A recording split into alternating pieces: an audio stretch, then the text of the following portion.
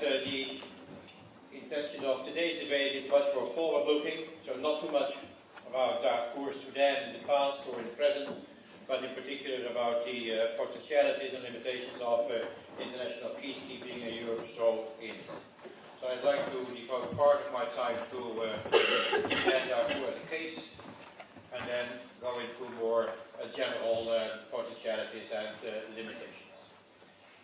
I make speeches about Sudan, Darfur all over the place. Mostly I start off by asking the general question, what went wrong? When? Why? And who is responsible? And then I start off right away with the answer. Everything went wrong right from the beginning and everybody is responsible. Which is important because it does show some of the limitations, complexities of the implementation of the principle of the responsibility or the duty to protect, and also the limitations of international peacekeeping. Very briefly about Darfur itself. The present situation is extremely bleak. There is no peace for the people who have been evicted from the villages and their houses, whether it was genocide or ethnic cleansing, and I'm not going into that debate now in the first half an hour. That can be discussed later on. There is no perspective. The humanitarian operation is the one which has had a lot of success. Thousands young people from Europe, US, Canada, Australia, together with, don't forget, about 10,000 Sudanese national staff members, helping out 2+ million IDPs, displaced people, and refugees throughout Darfur and also across the border in Chad. Without them, it would not be possible. The UN, we were facilitating it, organizing it, defending it against, for instance, the government of Sudan, but they did the job in an extremely difficult, tight situation. Being financed, I'm not going to pester you with figures, but some figures are necessary, being financed with about $800 million per annum. Together with $700 million per annum, which still are necessary for the humanitarian operation in South Sudan. Don't forget, a 50 years war, 10 years break in the 70s, leading to 2+ million victims, it finally leads to a peace agreement, Nairobi, January 2005, which created a perspective for the people in the south, which was highly necessary because nothing had been done in South Sudan. It was empty. It was empty in terms of any development initiative in that country. It's the poorest part of Africa. And there's a link, I will come back to that later, between the two conflicts, North-South Sudan and also Darfur. We still need a lot of assistance also for South Sudan. Together, the two humanitarian operations, Darfur, South Sudan, are the two biggest by the international community in the world as a whole, annually $1.5 billion. On top of that, $1 billion for a peacekeeping operation in Sudan, which is each year $2.5 million necessary in order to just to keep the whole operation going without a political perspective, just to keep it going. But the humanitarian operation anyway did lead and is still leading in Darfur to saving people's lives. With the help of all these people who are going over it, saving people's lives. And in terms of, for instance, malnutrition, child malnutrition, and also child mortality rates, the situation has improved tremendously in about 1 or 2 years from 2003 until 2005. Extremely vulnerable because these people are only being kept alive with a reasonable level of living in terms of those indicators because of the assistance from outside, which is of course not food security at all. It is just security on the basis of a shoestring getting from outside.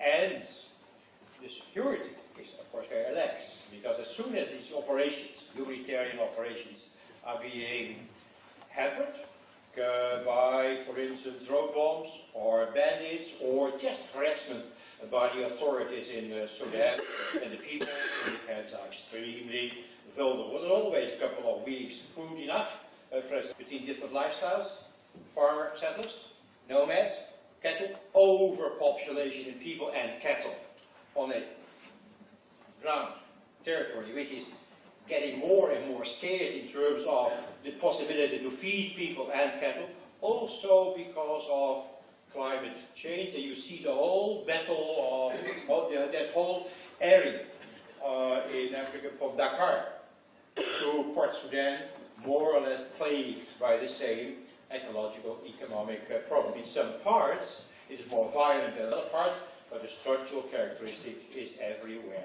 the same. And what we are seeing in Darfur, we see also some other parts of that belt, and it will continue. But of course there are other reasons as well. There is the political reason. The people in Darfur feel neglected and oppressed by the elites and the regime in Khartoum. Historical political reasons, because Darfur in the past was Sudan, and there was always a fight between that part of Sudan, which had a great history in the last couple of centuries, and Sudan as a whole. There's also a racist element, Arab, African.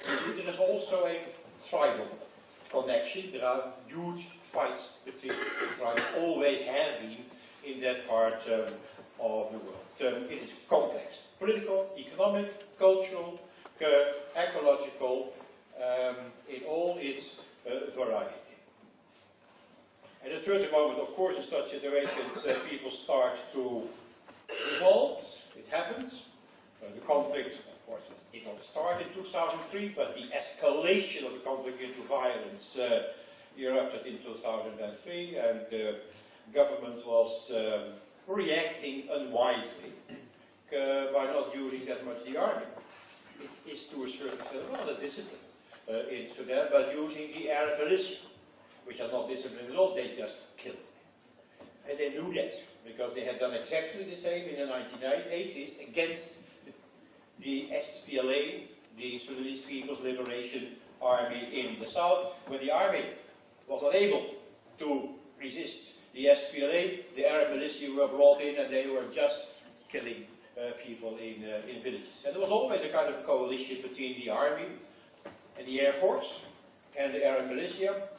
The planes got in, Antonov, bombing, terrorizing, intimidating the people on the ground, fleeing out of the villages, hardly towns, very small villages, very easily to be attacked. And then the militia came in, on horseback and on camel, killing dozens, and chasing away the others and telling them, never come back, this is our territory from now onwards.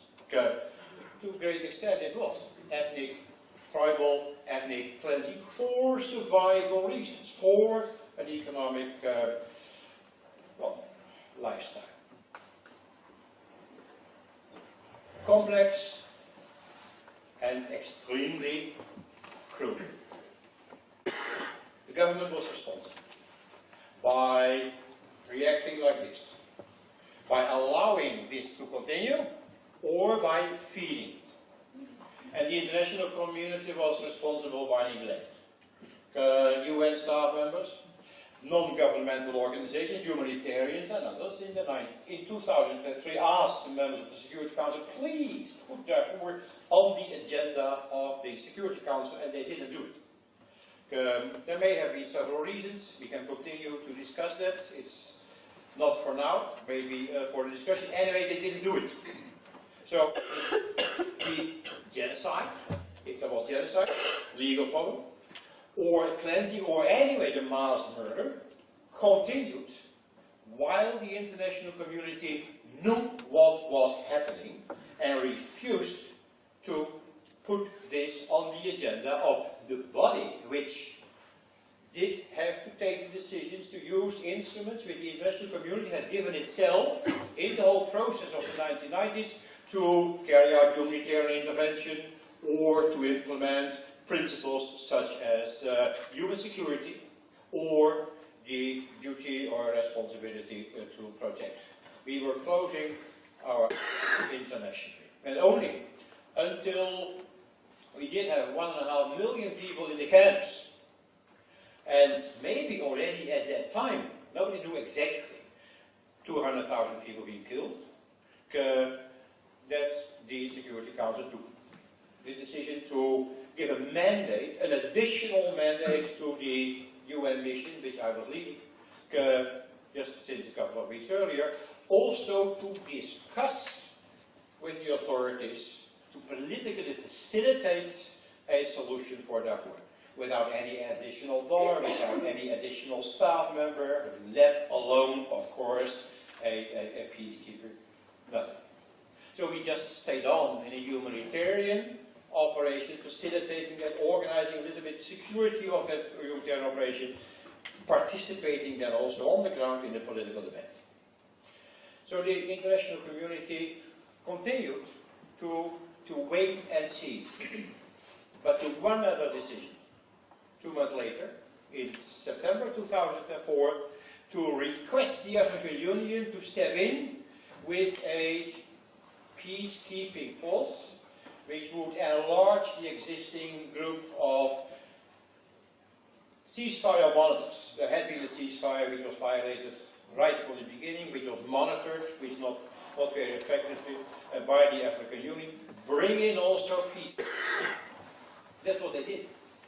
They brought in peacekeepers, African Union forces from a number of countries, and they were promised adequate financial and other resources in order to do the job.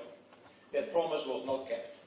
So they, from the very beginning, had to deal with very scarce resources. They got money, but not enough. They got money, but for another 2 or 3 months they had to beg around in the world again, please give us more money so that we can pay wages. And in the end, we were working with African Union forces which were not paid, which started to mutiny against their own officers. We did not have fuel to go around Darfur in order to show their presence and to deter possible attacks on people in villages by the Arab militia or by the government. African Union did a very good job in the beginning, but became completely disillusioned later on. Also on the basis of a lack of resources, whereby in the international debate everybody would say, you're not doing a good job. It meant that people started to run also against the international community. It became a kind of a self-fulfilling prophecy. So in the end, they were much less effective than in the beginning. But they were basically very good. And I was always in Darfur, I was asking commanders of the African Union, is this your first job here? Sir, come on. I was in Bosnia, I was in Timor, I was in Angola, I was in Sierra Leone, and this is my 5th job already. Now, as a commander of an African Union, but I was in the UN. In principle, they are as good as any other peace force. Maybe even better, because they know the culture, they know the situation, they are also willing to take more risks than Western peacekeepers would be willing to do in the African situation. So they're good in itself, but they just didn't get the adequate resources. We got negotiations to get peace in Darfur. And finally, the negotiations did lead to an agreement, which was to a great extent also fabricated by outside intervention in political terms, putting pressure on parties to reach a compromise, and the pressure was not well carried out, because we got an agreement against what was necessary between the government and one party, one rebel movement. The wrong one, moreover. And it should have been an agreement with all the rebel movements, because the government of Sudan is extremely clever. Throughout all these movements, they always have been able to divide and rule. They're very clever. They are Machiavellian. They know to split their adversaries. They had done that in the East with the Baja and the Rashida movements. They had done it in the South. When SPLA got stronger, they just bribed a number of leaders and tribal leaders out of SPLA, giving them jobs and positions in Khartoum, weakening the opposition. They are extremely clever in also manipulating the international community. And that peace agreement, the Darfur peace agreement, because meant to catalyze process towards peace, became a further splitting device in Darfur, whereby also the international community made a major mistake, saying to those who had taken the political decision, because you're negotiating, and that means that you are participating in a political process, who had taken the political decision not to accept the political outcome, not signing the agreement, that these people were outlaws, that these people were terrorists, which gave an additional argument, reason, legitimate reason in their view to the government to fight the rebels whom they had negotiated but which had not accepted the outcome of the negotiation, or not yet, because they said it doesn't satisfy our expectation or the expectation of our people. And the government came stronger out of the talks than before, because they had sidelined in their own circles one of the rebel movements, becoming part of the government forces, because the leader became the main advisor on Darfur of President Bashir, and the other group was still the group to be attacked.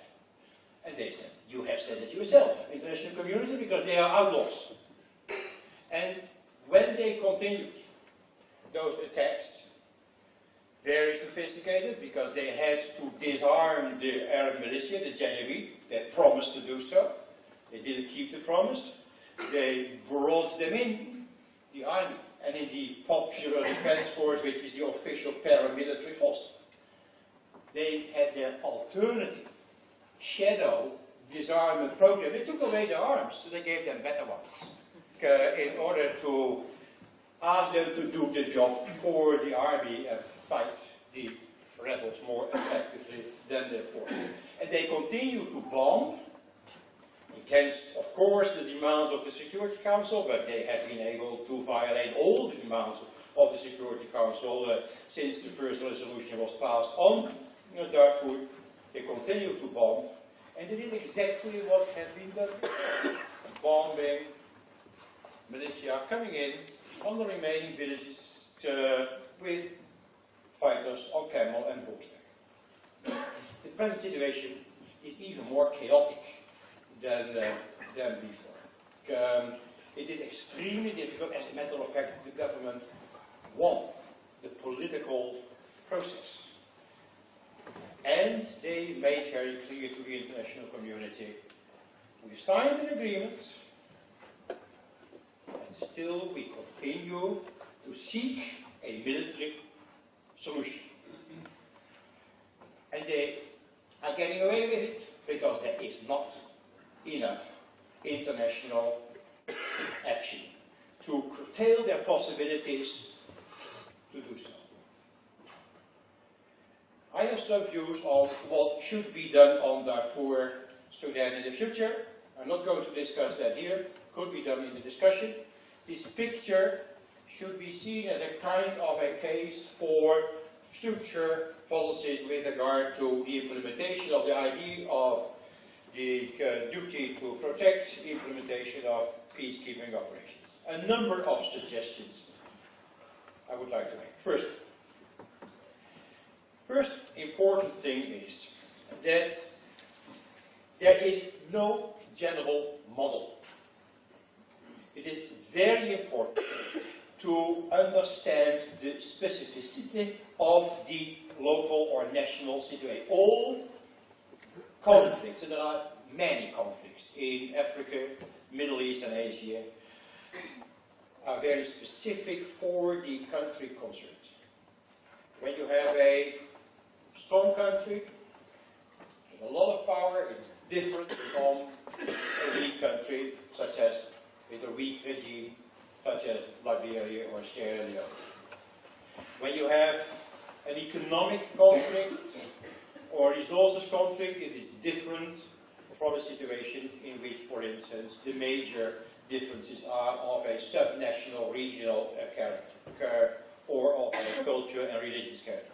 It's extremely important to define a strategy on the basis of a specific knowledge, analysis of the root causes of the conflict in itself. No uniform approach. In developmental policy making, we have always criticized the International Monetary Fund. One overall uniform model to deal with all problems of adjustment or non-adjustment in third world countries. Of course, that never does work, and that was clear from the practice. At the moment, we are dealing with an overall policy with regards to peacekeeping, which is also rather uniform. It's a choice between two things. Either not to do anything, which is for Sudan the case, because the only thing which the Security Council has done so far on Darfur is passing resolutions, making statements, press releases,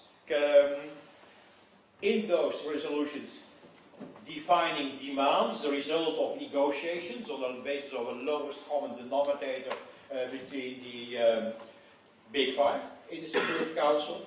Then being confronted with the violation of all these demands by the party in power, and then passing a new resolution, or asking for a new report, or sending a new investigative mission of no action. One. And the second possibility, it's black or white, is speaking about sending a peacekeeping force. But if there is no peace, peacekeeping force does not make sense, because it is peacekeeping. We are not discussing peacemaking.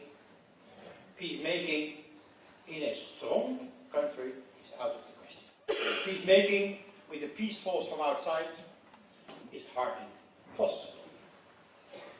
Moreover, after Iraq, it is politically hardly possible, because there was a peacekeeping force, peacemaking force, which was sent outside the realm of the United Nations, with negating the view of the members of the Security Council itself. And after Iraq, it is hardly possible at the moment to reach any decision in the Security Council on a consensus basis with regard to UN Security Council consensus-based peacemaking. One of the biggest problems of the intervention in Iraq is not only the present chaos in Iraq itself, but the erosion of the possibility of the international system, the international legal system of the United Nations, to be effective in terms of the implementation of its own values. And that political context has to be taken into consideration if we discuss the implementation of the values which are so important of the United Nations system. So be very specific in defining what to do, by in particular also applying all types of possibilities somewhere in between not doing anything or sending in a peace force, and take into consideration that sending in a peace force at the moment is hardly possible anymore, given the present political situation in the world. I come back to that. I also will come back to what could be done in between. Third point. There are three possibilities in particular, in principle, with regards to peace forces. Chapter 6 of the Charter of the United Nations, Chapter 7, Chapter 8. I'm going to explain. Chapter 6 of the Charter of the United Nations implies with sending in a keep in force upon the invitation of the parties which have invited the United Nations to do so, in order to help them, us parties, to keep our own peace. Because we have fought, we have ceasefire, we have a peace agreement, there is not a ceasefire, now that ceasefire, then that peace has to be kept. We want to do that ourselves because we are truly believing in our own peace. However, we have to be helped because all ceasefire, all ways are being violated. Help us. Two instruments are necessary. An international peace clause to help the parties to keep the peace, to stay within the areas which have been determined in the peacekeeping agreement, for instance, and to have a ceasefire committee which addresses all claims that violations of that agreement are taking place. That's what we do in the south of Sudan. There we are with 10,000 peacekeepers from many different countries in order to help the SPLA, South, and the government in South Sudan to keep their peace. And there are, of course, violations. And there is conflict, communal conflict, which very easily can develop into a political conflict.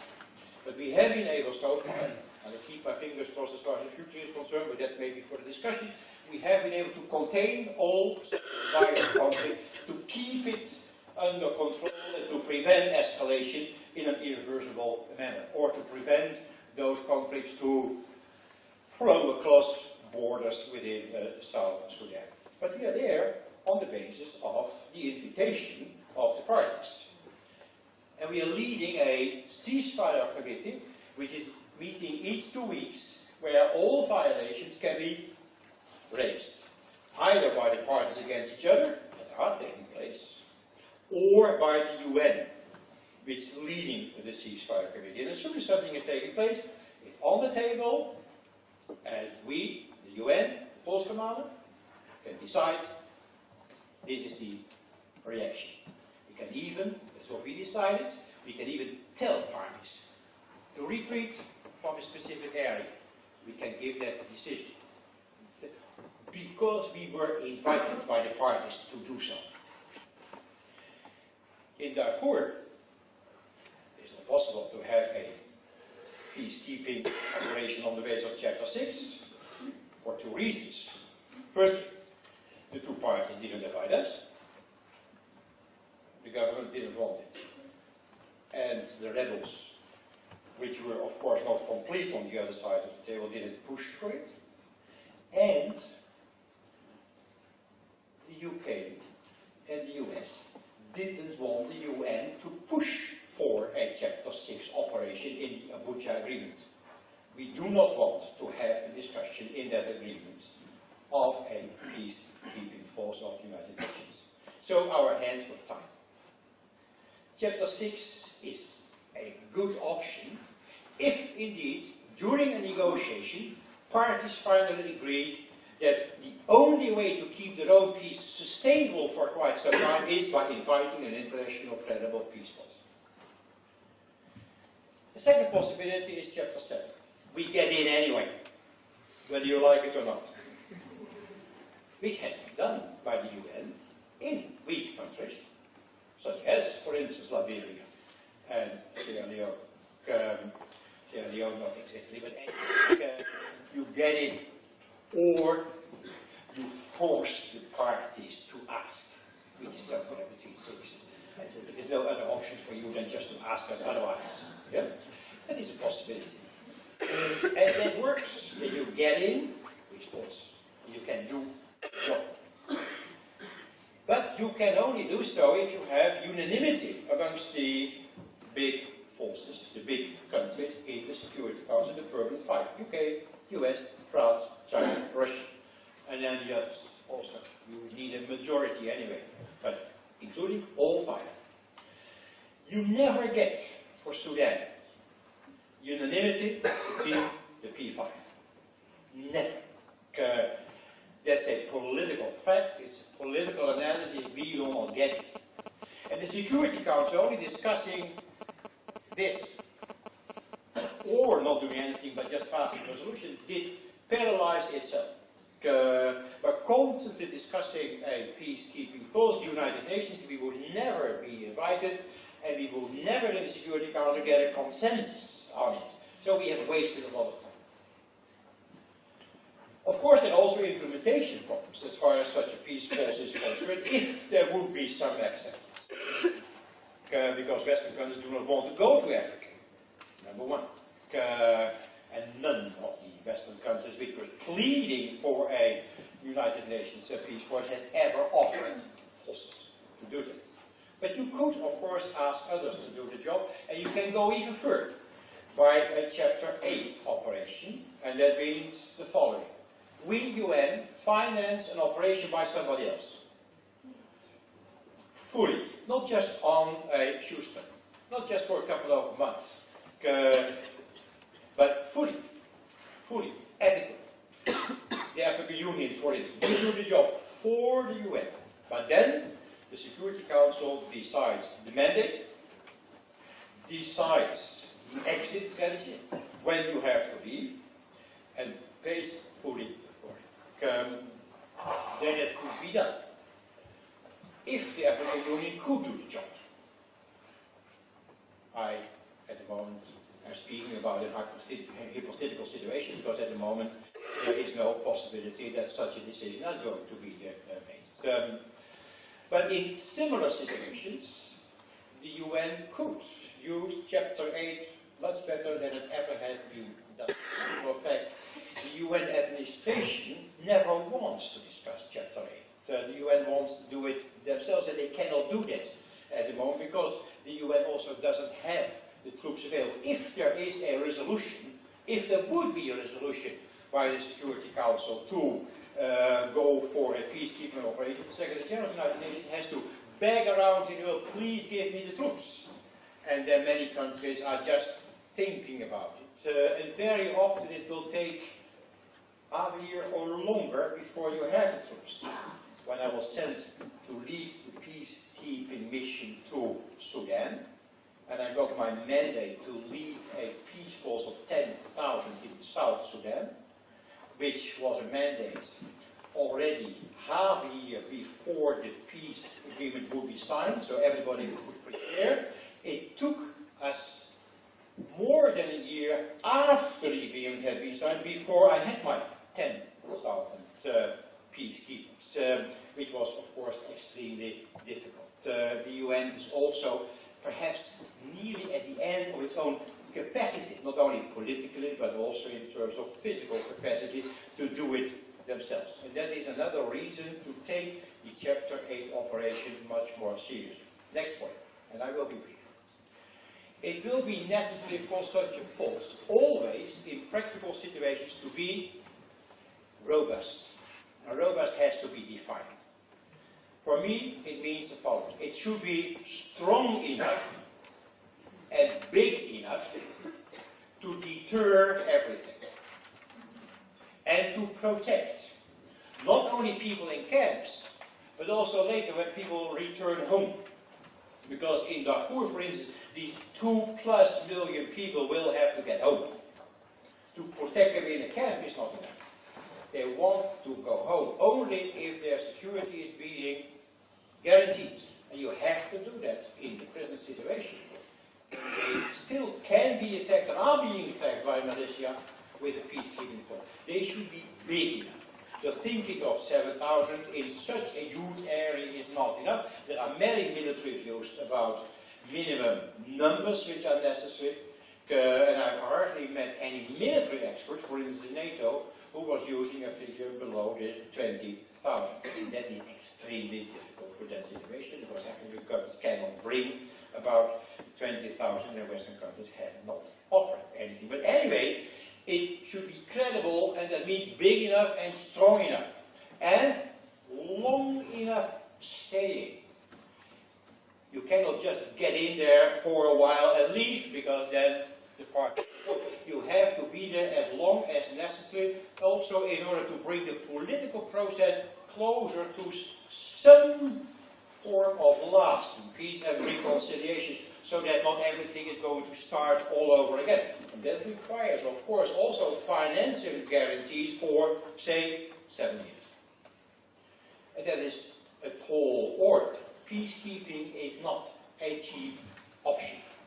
It is relatively cheap because war, also in terms of the numbers of victims, is much more expensive. Finally, my last one. In a situation such as Sudan, international peacekeeping is extremely difficult, also because of the international context. Do not underestimate, and that has been underestimated to a very great extent by all types of NGOs and commentators from the sideline, the international climate, which is a climate whereby people in Arab or half Arab, Islamic or half Islamic countries see all this as an attack on the Arab Islamic world. The people in Sudan, of course, they have been also manipulated by their leaders. See, even if they don't agree with their own leaders, any talk about the UN coming to Sudan as the next theater in the world after Iraq, Afghanistan, and Palestine in particular. You're coming after us. And then they all of a sudden forget the atrocities of their own regime because they are going to be attacked by the UN. And when we tell them, and I have done that, day after day, the UN is not the US. The UN is you, Sudan, plus 200 other countries. They don't believe that anymore. At the moment we are in a kind of a political, cultural collision. And even in the new Human Rights Council in Geneva, whereby atrocities of human rights violations are being raised in Darfur, and they are very clear, because there is mass rape and mass killing has taken place and it has not stopped.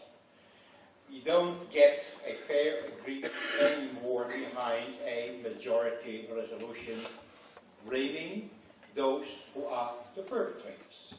There is a political climate in the world whereby also the UN is being seen by many, say, young people in the Middle East and in these parts of Africa as the adversary, rather than as protecting themselves, their people, their friends, and their families.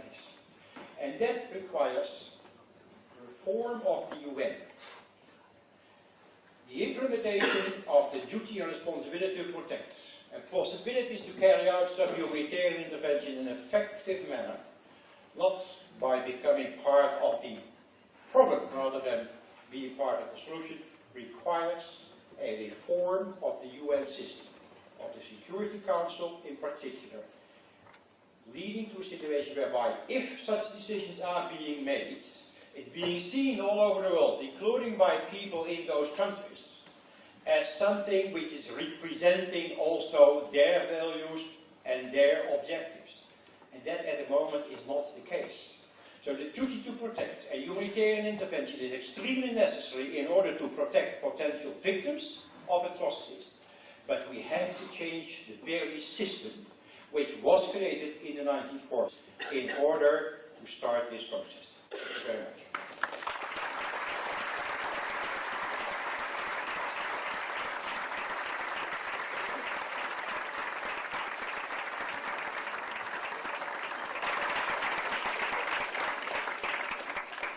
Thanks very much indeed, James, and thanks to the organisers for inviting me to this extremely important debate this evening.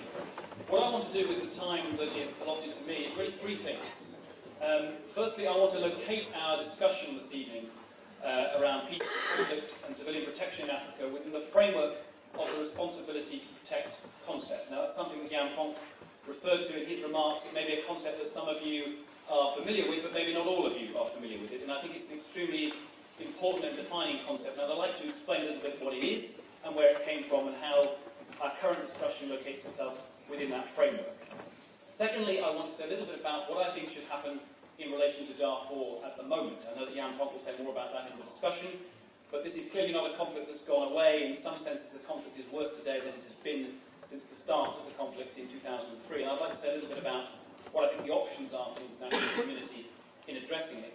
And then thirdly, I want to draw some broader lessons from that crisis and possibly from other crises that we can then try and apply in future Darfur-like situations in other parts of the continent. And I'll focus my remarks very much on Africa this evening. So to start with the responsibility to protect, many of you will know that in September 2005, at the 60th anniversary of the UN that met in New York, the world community, all the governments of the world, I think without exception, endorsed a responsibility to protect. What does that mean? It means that in situations in which there are war crimes taking place, in which there is genocide, in which mass killing is occurring, and where the government locally is either responsible for that killing or is unable or unwilling to stop it, that the obligation to do something about it becomes a collective global obligation. A critically important norm that the world has endorsed through its voting of that particular UN resolution. Where does that concept come from? Obviously the debate about humanitarian intervention in some senses is as old as the international state system is old. So for 300 plus years people have been intervening in other countries and sort of claiming that they were doing it for humanitarian, however cynical those arguments may have been. But the contemporary debate about humanitarian intervention is really a post-Cold War phenomenon.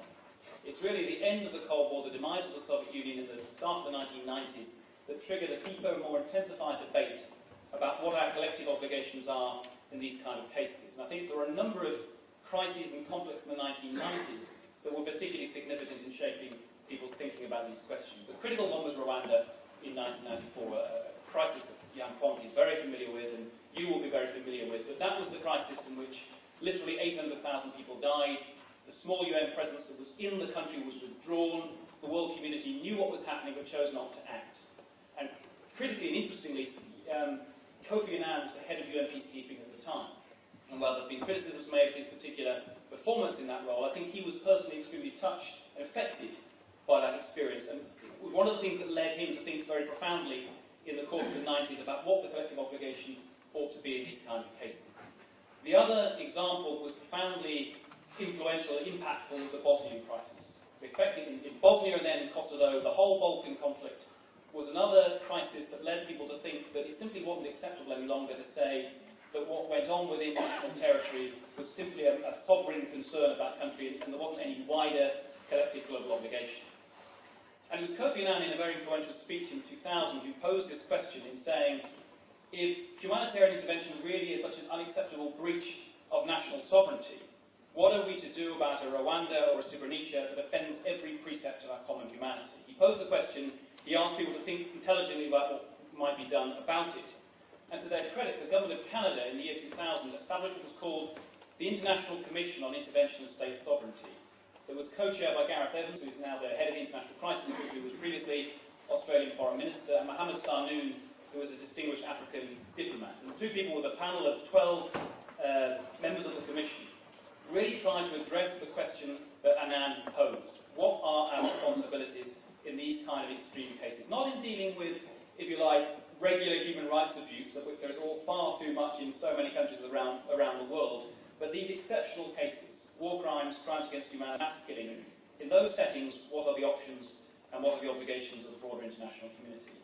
And this ISIS Commission, as it's called, the ICISS Commission, produced its report in 2001. I think it had a number of very important things to say. The first was that it chose to reconceptualise the notion of sovereignty. Traditionally, sovereignty has been, and perhaps for some people still is, the notion of a kind of exclusive jurisdictional, legal, political space where the government can pretty much do what it likes within that space and that territory. And what the Commission said was that sovereignty as control needs to be replaced by the notion of sovereignty as responsibility. There are obligations that a sovereign government has towards its own population, and if it doesn't discharge them, and if it breaches those obligations, then there's a kind of common global interest that needs to be brought into play. The other thing that the Commission did, which was extremely important, was to break down this broad notion of the responsibility to protect into three specific responsibilities: to prevent, to react, and to rebuild. And it said that the responsibility to prevent was actually the most important of all three, because if we can be more effective about preventing crises and conflict, there is less demand, less resource, less obligation to react further down the line, and often the conflicts are much more complex to deal with. So that was the sort of framework that the Commission set out. It's a framework that's actually achieved a huge amount of buy-in and acceptance by the global community, culminating in this endorsement by the world's governments in 2005. So there's been huge normative progress. People buying into this notion that we do have this collective responsibility to protect, but as we know from the debate, and we know from Jan Pronk's remarks this evening, there's a huge gap between the theory and the kind of statements that people make in UN resolutions and the practice on the ground.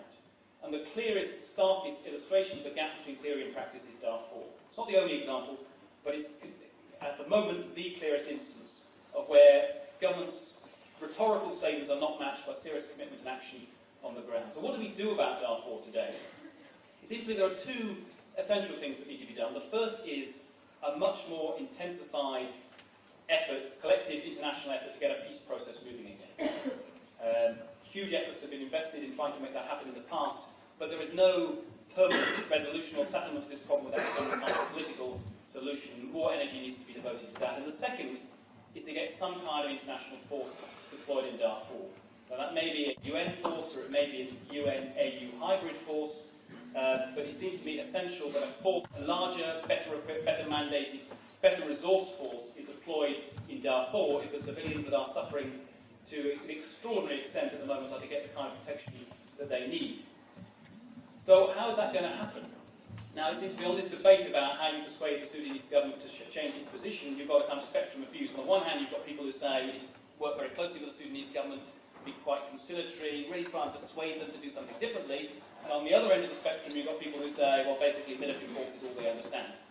And my own position is somewhere in the middle. I believe that we do need a more coercive approach than we've used to date. I agree with Jan Pronk, and I agree, I think, probably with a broad international consensus of opinion on these things, that a non-consensual military intervention in Darfur will be a disaster. I don't see any way in which it could be done feasibly without actually making the situation worse rather than better. And of the various criteria that the ISIS Commission set out for military intervention, one of the most important is, if it's going to make things worse rather than better, don't do it. And I think in the case of Darfur today, because of the size of the country, because of some of the factors that Jan Pronk referred to, non-consensual military deployment is not an option.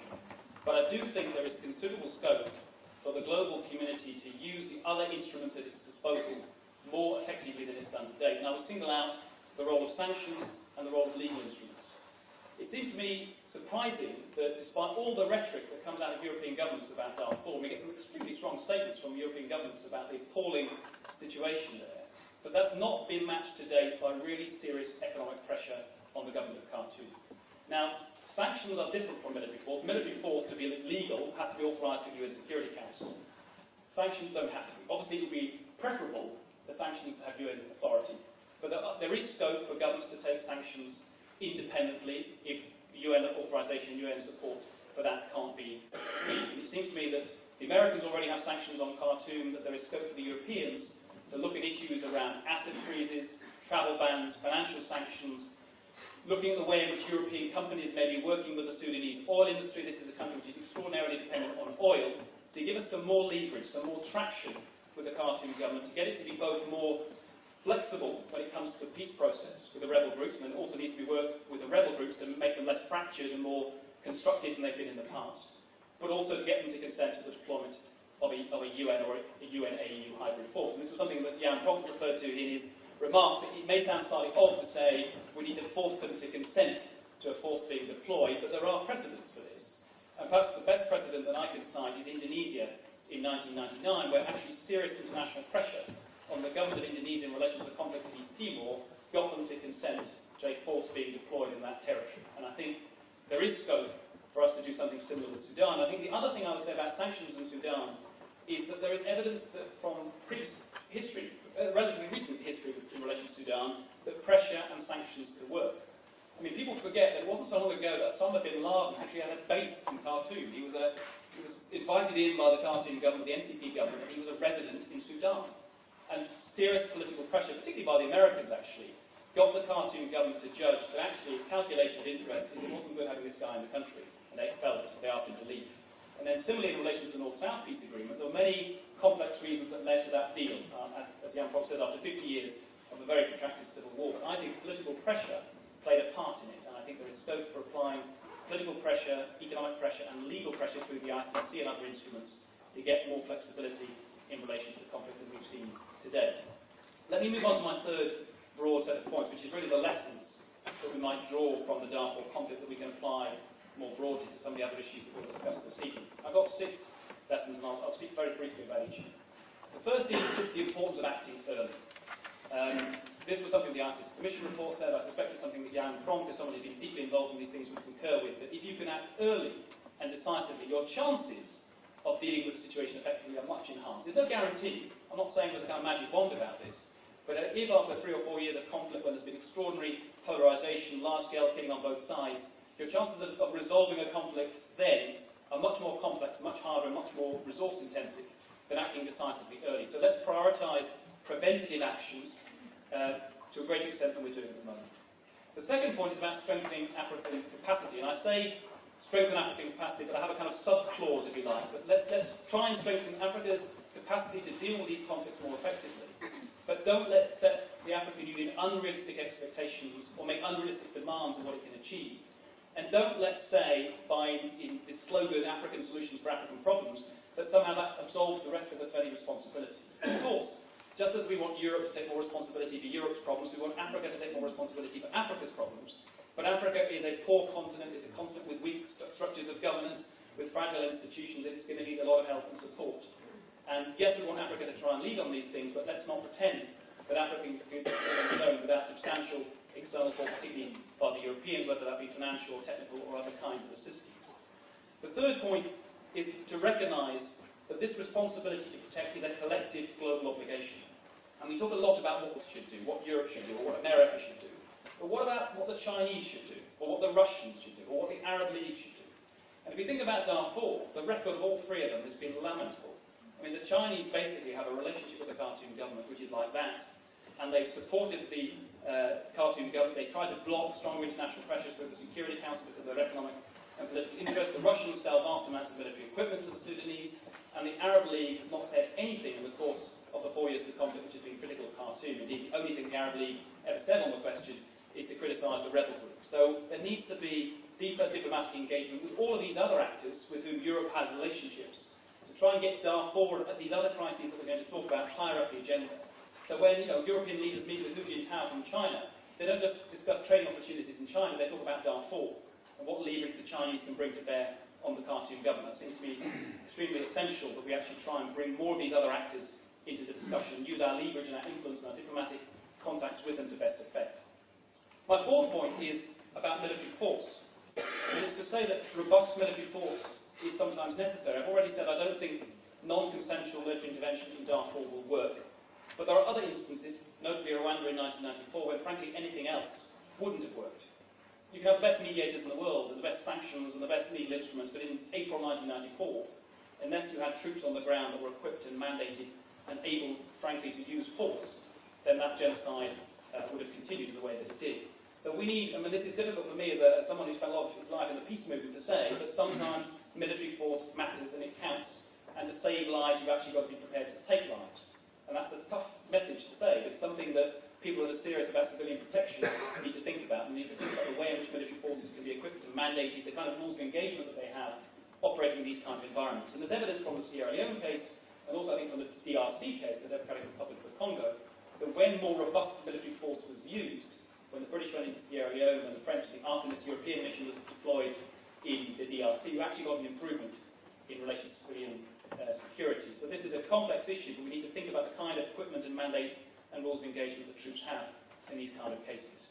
My fifth point, I'm probably overrunning my time, is about the absolutely critical importance of political solutions. Yes, there are interim measures that are sometimes appropriate. As an interim thing, I want to see a UN or a UN hybrid, AU hybrid force in Darfur, but the lasting solution to the people of Darfur, that lasting civilian protection can only come through a political settlement. So all of us need to redouble our efforts to find ways through to bring parties that haven't previously come to an agreement to find ways in which they can do that. That's the absolute precondition for more effective civilian protection in the longer term. And then the last point, which is possibly the precondition for everything else that I've said, and everything else we'll say in the course of the discussion, is political will. Now, we can talk a lot about capacity, and we can talk about systems and processes and institutions and arrangements, but ultimately, unless governments and key actors and institutions of the UN system, the AU, and governments that have influence are prepared to use that influence to best effect, then none of this will happen. So the question is how then do you generate political will? And I suppose that's where all of us come into it. civil society, people who are working on those issues, think tanks, academics, researchers, people like that are involved in those kind of debates and discussions have a role to play in presenting political leaders at all sorts of different levels with good arguments as to how they should act in particular cases and good, solid, well thought through proposals as to how they should act. And so I think I'll end on that point, but a point about the critical role of civil society. This, when we talk about civilian protection and conflict and crisis in Africa, this isn't just a problem for people over there. It's something that we're all involved in, that we all have responsibilities for, and something that we can all make a contribution to. Thank you very much.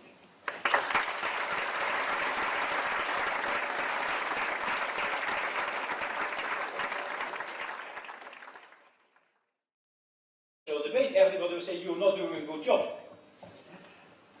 It meant that people started to run also against the international community. It became a kind of a self-fulfilling prophecy. So in the end, they were much less effective than in the beginning. But they were basically very good. And I was always in Darfur, I was asking commanders of the African Union, is this your first job here? Sir, come on. I was in Bosnia, I was in Timor, I was in Angola, I was in Sierra Leone, and this is my 5th job already. Now, as a commander of an African Union, but I was in the UN. In principle, they are as good as any other peace force. Maybe even better, because they know the culture, they know the situation, they are also willing to take more risks than Western peacekeepers would be willing to do in the African situation. So they're good in itself, but they just didn't get the adequate resources. We got negotiations to get peace in Darfur. And finally, the negotiations did lead to an agreement, which was to a great extent also fabricated by outside intervention in political terms, putting pressure on parties to reach a compromise, and the pressure was not well carried out, because we got an agreement against what was necessary between the government and one party, one rebel movement. The wrong one, moreover. And it should have been an agreement with all the rebel movements, because the government of Sudan is extremely clever. Throughout all these movements, they always have been able to divide and rule. They're very clever. They are Machiavellian. They know to split their adversaries. They had done that in the east with the Baja and the Bashida movements. They had done it in the south. When SPLA got stronger, they just wiped a number of leaders and tribal leaders out of SPLA, giving them jobs and positions in Khartoum, weakening the opposition. They are extremely clever in also manipulating the international community. And that peace agreement, the Darfur peace agreement, because meant to catalyze process towards peace, became a further splitting device in Darfur, whereby also the international community made a major mistake, saying to those who had taken the political decision, because you're negotiating, and that means that you are participating in a political process, who had taken the political decision not to accept the political outcome, not signing the agreement, that these people were outlaws, that these people were terrorists, which gave an additional argument, reason, legitimate reason in their view to the government to fight the rebels whom they had negotiated but which had not accepted the outcome of the negotiation, or not yet, because they said it doesn't satisfy our expectation or the expectation of our people. And the government came stronger out of the talks than before, because they had sidelined in their own circles one of the rebel movements, becoming part of the government forces, because the leader became the main advisor on Darfur of President Bashir, and the other group was still the group to be attacked.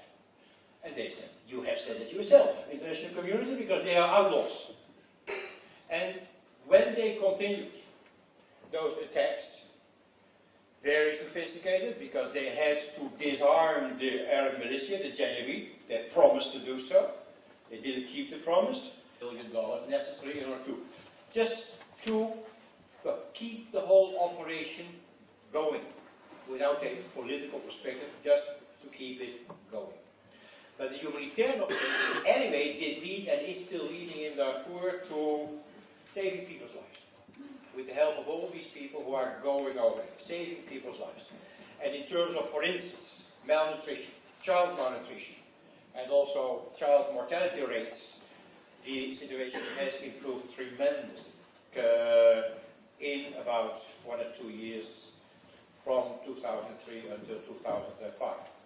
Extremely vulnerable because these people are only being kept alive with a reasonable level of living in terms of those indicators because of the assistance from outside, which is of course not food security at all. It is just security on the basis of a shoe strap getting from outside. And the security is of course very lax, because as soon as these operations, humanitarian operations, are being hampered by, for instance, road bombs or bandits or just harassment by the authorities in Sudan, and the people are extremely vulnerable. There's always a couple of weeks food enough present between different lifestyles, farmer settlers, nomads, cattle, overpopulation in people and cattle on a ground territory which is getting more and more scarce in terms of the possibility to feed people and cattle, also because of climate change. And you see the whole battle of that whole area in Africa, from Dakar to Port Sudan, more or less plagued by the same ecological, economic problem. In some parts it is more violent than other parts, but the structural characteristic is everywhere the same. And what we are seeing in Darfur, we see also some other parts of that belt, and it will continue. But of course there are other reasons as well. There is the political reason. The people in Darfur feel neglected and oppressed by the elites and the regime in Khartoum. Historical political reasons, because Darfur in the past was Sudan, and there was always a fight between that part of Sudan, which had a great history in the last couple of centuries, and Sudan as a whole. There's also a racist element, Arab, African. There's also a tribal connection. There are huge fights between the tribes, always have been in that part of the world. It is complex. Political, economic, cultural, ecological, in all its variety. At a certain moment, of course, in such situations, people start to revolt. It happens. The conflict, of course, did not start in 2003, but the escalation of the conflict into violence erupted in 2003, and the government was reacting unwisely by not using that much the army. It is to a certain extent rather disciplined in Sudan, but using the Arab militia, which are not disciplined at all, they just kill. And they knew that, because they had done exactly the same in the 1980s against the SPLA, the Sudanese People's Liberation Army in the south. When the army was unable to resist the SPLA, the Arab militia were brought in and they were just killing people in villages. And there was always a kind of coalition between the army and the air force and the Arab militia. The planes got in, antenna, bombing, terrorizing, intimidating the people on the ground, fleeing out of the villages, hardly towns, very small villages, very easily to be attacked. And then the militia came in, on horseback and on camel, killing dozens, and chasing away the others and telling them, never come back, this is our territory. They brought them in, the army, and in the Popular Defense Force, which is the official paramilitary force. They had their alternative, shadow disarmament program, they took away their arms, so they gave them better ones, in order to ask them to do the job for the army and fight the rebels more effectively than before. And they continue to bomb against, of course, the demands of the Security Council, but they have been able to violate all the demands of the Security Council since the first resolution was passed on Darfur. They continue to bomb, and they did exactly what had been done before.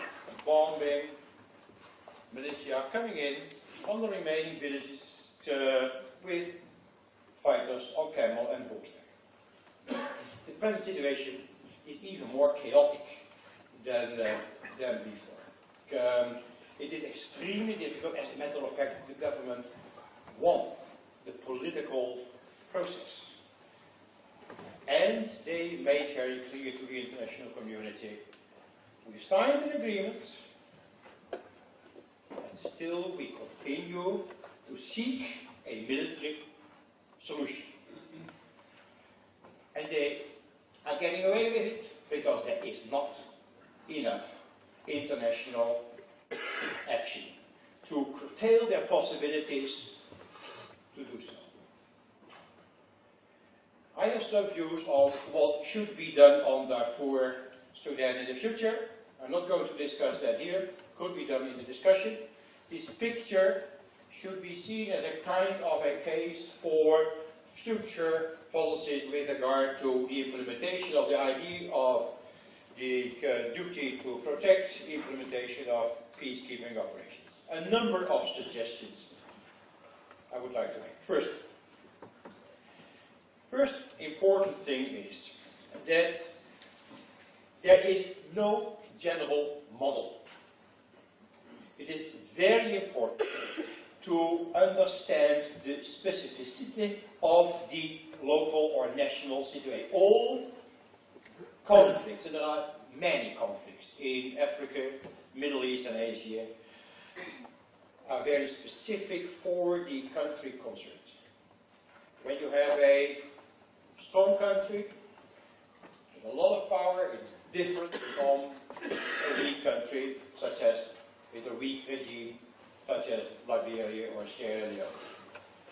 When you have an economic conflict or resources conflict, it is different from a situation in which, for instance, the major differences are of a subnational, regional character, or of a culture and religious character.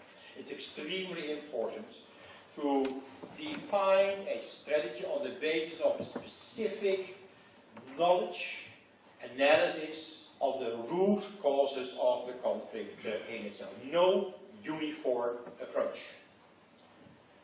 In developmental policy making, we have always criticized the International Monetary Fund. One overall uniform model to deal with all problems of adjustment or non-adjustment in third world countries. Of course, that never does work, and that was clear from the practice. At the moment, we are dealing with an overall policy with regards to peacekeeping, which is also rather uniform. It's a choice between two things. Either not to do anything, which is for Sudan the case, because the only thing which the Security Council has done so far on Darfur is passing resolutions, making statements, press releases,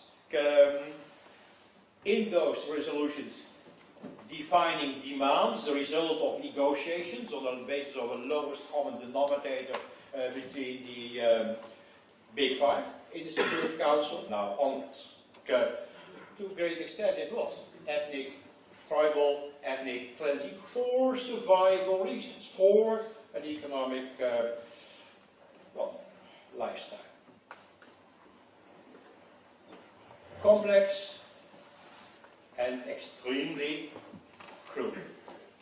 The government was responsible by reacting like this, by allowing this to continue or by feeding it. And the international community was responsible by neglect.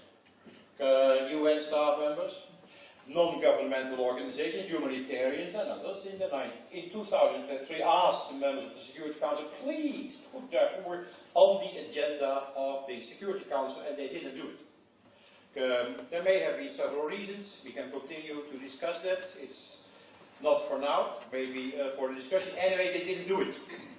So, the genocide, if there was genocide, legal problem, or cleansing, or anyway the mass murder, continued while the international community knew what was happening and refused to put this on the agenda of the body, which did have to take the decisions to use instruments which the international community had given itself in the whole process of the 1990s to carry out humanitarian intervention or to implement principles such as human security or the duty or responsibility to protect. We were closing our internationally.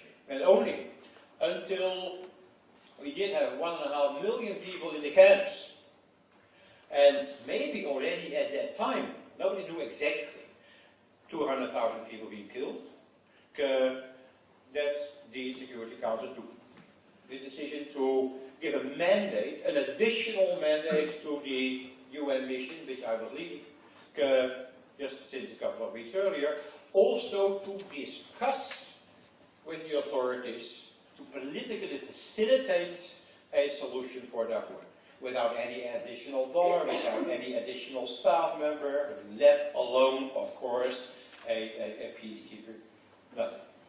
So we just stayed on in a humanitarian operation, facilitating that, organizing a little bit the security of that humanitarian operation, participating then also on the ground in the political debate.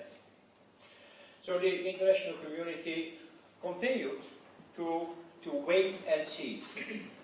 But to one other decision, 2 months later, in September 2004, to request the African Union to step in with a peacekeeping force which would enlarge the existing group of ceasefire monitors. There had been a ceasefire which was violated right from the beginning, which was monitored, which not very effectively by the African Union. Bring in also peacekeepers. That's what they did. They brought in peacekeepers, African Union forces from a number of countries, and they were promised adequate financial and other resources in order to do the job. That promise was not kept.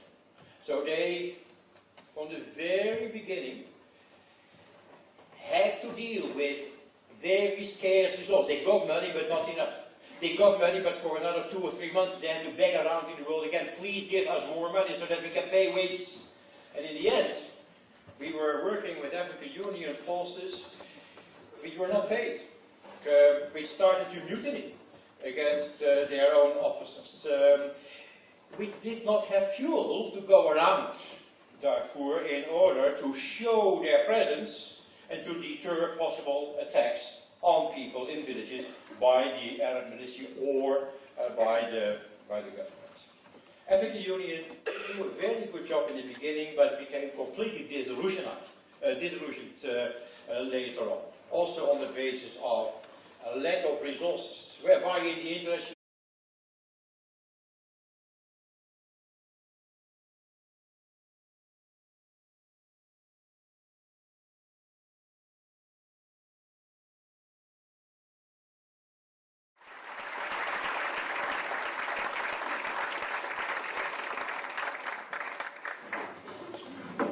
Thank you. It's clear that the intention of today's debate is much more forward-looking, so not too much about Darfur, Sudan in the past or in the present, but in particular about the potentialities and limitations of international peacekeeping and Europe's role in it. So I'd like to devote part of my time to Sudan, Darfur as a case, and then go into more general potentialities and limitations. I make speeches about Sudan, Darfur all over the place. Mostly I start off by asking the general question, what went wrong? When? Why? And who is responsible? And then I start off right away with the answer. Everything went wrong right from the beginning and everybody is responsible. Which is important because it does show some of the limitations, complexities of the implementation of the principle of the responsibility or the duty to protect, and also the limitations of international peacekeeping. Very briefly about Darfur itself. The present situation is extremely bleak. There is no peace for the people who have been evicted from the villages and their houses, whether it was genocide or ethnic cleansing, and I'm not going into that debate now in the first half an hour. That can be discussed later on. There is no perspective. The humanitarian operation is the one which has had a lot of success. Thousands young people from Europe, US, Canada, Australia, together with, don't forget, about 10,000 Sudanese national staff members, helping out 2+ million IDPs, displaced people, and refugees throughout Darfur and also across the border in Chad. Without them, it would not be possible. The UN, we were facilitating it, organizing it, defending it against, for instance, the government of Sudan, but they did the job in an extremely difficult, tight situation. Being financed, I'm not going to pester you with figures, but some figures are necessary. Being financed with about $800 million per annum. Together with $700 million per annum, which still are necessary for the humanitarian operation in South Sudan. Don't forget, a 50 years war, 10 years break in the 70s, leading to 2+ million victims, it finally leads to a peace agreement, Nairobi, January 2005, which created a perspective for the people in the south, which was highly necessary because nothing had been done in South Sudan. It was empty. It was empty in terms of any development initiative in that country. It's the poorest part of Africa. And there's a link, I will come back to that later, between the two conflicts, North-South Sudan and also Darfur. We still need a lot of assistance also for South Sudan. Together, the two humanitarian operations, Darfur, South Sudan, are the two biggest by the international community in the world as a whole, annually $1.5 billion. On top of that, $1 billion for a peacekeeping operation in Sudan, which is each year $2.5 billion.